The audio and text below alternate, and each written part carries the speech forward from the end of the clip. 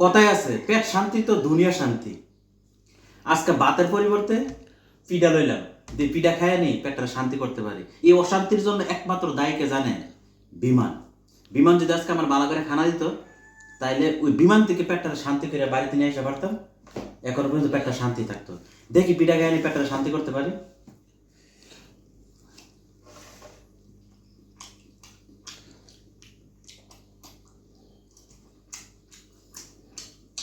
বহুত চেষ্টা করতেছি পেটটা শান্তি করবো, কিন্তু কোনো বুঝতে পারতেছে না।